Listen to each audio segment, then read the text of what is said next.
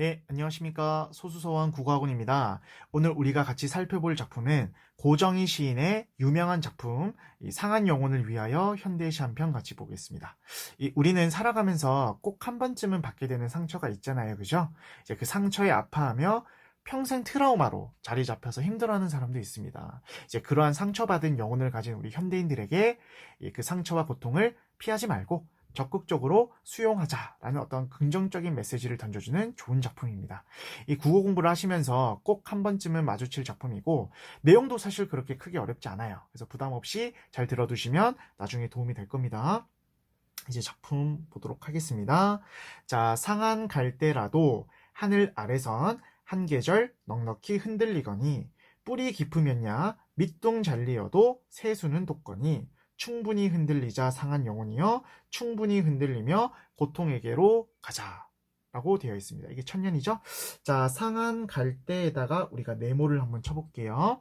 이 상한 갈대라는 시어는 작품 제목과 좀 연계해서 생각해 볼 수 있는 시어인데요. 바로 상처받은 영혼과 좀 같은 의미의 시어라고 이해하시면 되겠습니다. 상한 갈대는 상한 영혼의 그 의미의 시어와 동일한 시어라고 생각하시면 되겠습니다. 이 상처받은 영혼의 같은 의미의 시어가 뒤에 한번 또 등장하거든요. 그래서 이제 네모를 쳐서 이제 같은 의미의 시어라고 동일한 의미의 시어라고 좀 예쁘게 정리를 해보도록 할게요. 자, 계속하겠습니다. 자, 상한 갈대라도 하늘 아래에선 한 계절 넉넉히 흔들리거니 자, 뿌리가 깊으면야 이때 뿌리의 이 시어의 의미는 삶의 의지라고 우리가 이해하시면 되겠습니다.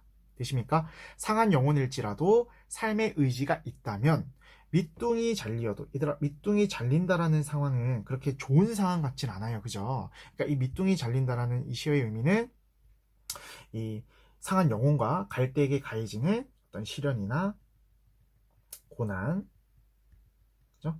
역경 등의 어떤 부정적인 시어를 의미한다라고 보시면 되겠고요. 자, 그러한 시련, 고난, 역경 속에서도 새순이 돋아나고 있습니다. 되십니까? 이때 새순의 의미도 긍정적 의미로서 쓰였네요. 바로 생명력을 의미하는 긍정적 시어가 되겠습니다. 되시나요? 그러니까 정리를 해보면 상처받은 영혼일지라도 살아가고자 하는 의지만 있다면 그 어떤 고난이나 역경, 시련이 불어오더라도 우리가 충분히 극복할 수 있다라는 어떤 긍정적 메시지를 전달하고 있습니다. 정리되시죠? 그 다음 충분히 흔들리자 상한 영혼이여 충분히 흔들리며 보세요. 고통에게로 가자라고 했거든요. 사실 우리가 이 고통이라고 하는 거는 좀 이렇게 맞닥뜨리고 싶지 않은 좀 피하고 싶은 어떤 그런 상황이잖아요. 그죠? 하지만 화자는 오히려 그 고통을 피하지 않고 적극적으로 수용하고자 하는 태도를 드러내고 있습니다.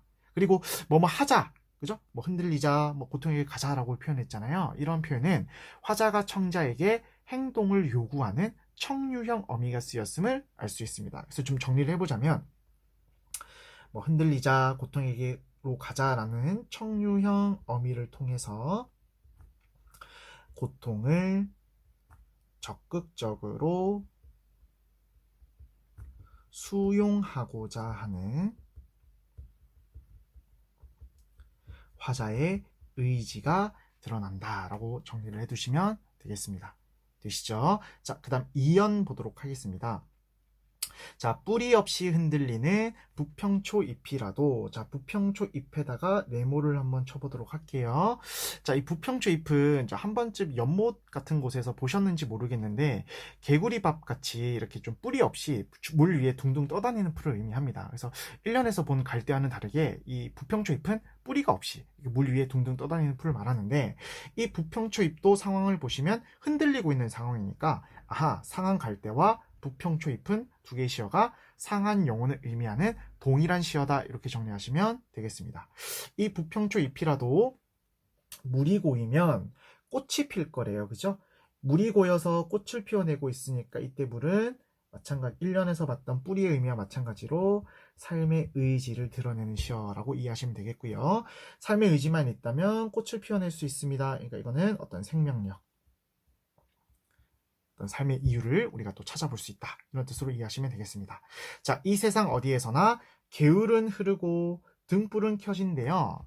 이해되시죠? 자, 이 말이 어떤 의미로 우리가 받아들이면 되냐면 이 세상 어디에서나, 그죠? 이 세상이 아무리 힘들지라도, 아무리 이 세상이 나를 힘들게 할지라도 어디선가 게으른 흘러가고 또 어둠을 밝혀주는 등불이 환히 켜질 거라고 했으니까 게울과 등불도 마찬가지로 긍정적 시어로서 사용됐다라는 거 충분히 우리가 납득해 볼 수 있습니다. 그리고 여기서 표현법 하나 잡고 가도록 하겠습니다. 세상 어디에서나 게으른 흐르고 세상 어디에서나 등불은 켜지듯, 좀 보시면 유사한 문장 구조가 반복되고 있잖아요. 이런 표현 방식으로 우리는, 그렇죠, 대꾸법이 쓰였다라는 것도 알 수 있습니다. 이 대꾸법은요, 같은 말로 유사한 통사 구조, 그러니까 문장 구조가 반복되고 있다라는 진술도 대꾸법을 설명하는 진술이기 때문에 같은 의미라고 이해하시면 되겠습니다. 자, 가자 고통이여 살맛대고 가자, 또 청용 어미가 드러나 있네요. 외롭기로 작정하면, 내가 외롭다라고 작정을 했으니 어딘들 못 가겠어. 가기로 목숨을 걸었는데 지는 애가 문제겠어. 이때 지는 애는 문제가 되지 않는 상황이니까 이때 지는 애도 어떤 이 부정적인 상황을 의미하는 시어가 되겠습니다. 되시죠? 또 표현법 하나 잡고 가자면, 외롭기로 작정을 했으니까 어딘들 다 갈 수 있다라는 말이잖아요. 그죠? 갈 수 있다.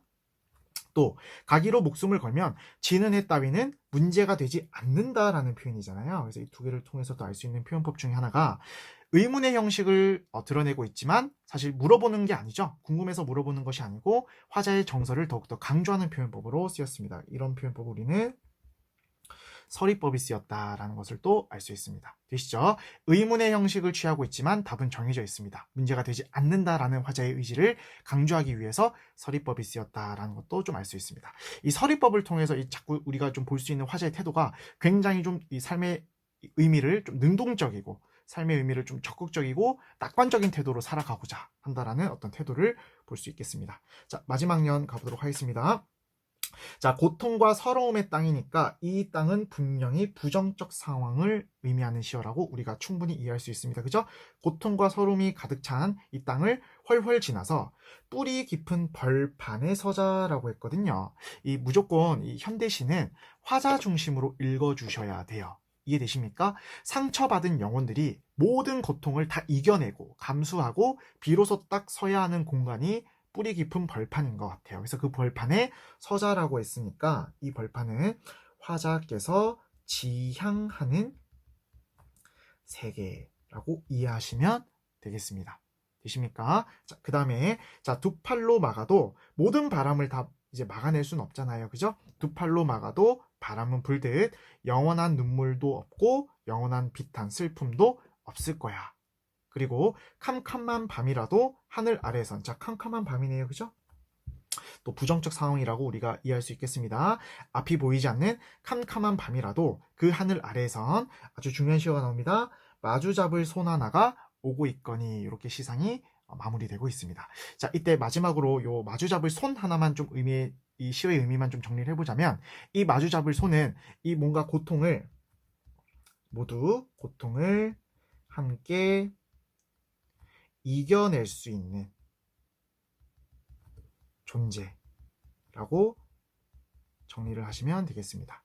이해되십니까? 세상에 영원한 슬픔도 없고 영원한 고통도 없을 거야. 그리고 너를 위로해줄 그 고통을 함께 이겨낼 수 있는 동반자 같은 존재인 손 하나가 오고 있을 거야. 그러니까 긍정적인 생각을 가지고 이 시련과 고난을 잘 이겨내자라는 아주 한편의 좋은 현대시를 살펴봤습니다. 자, 고생 많으셨고요. 지금 봤던 내용들 좀 다시 좀 보시면서 정리 잘 해두셨으면 좋겠습니다. 감사합니다.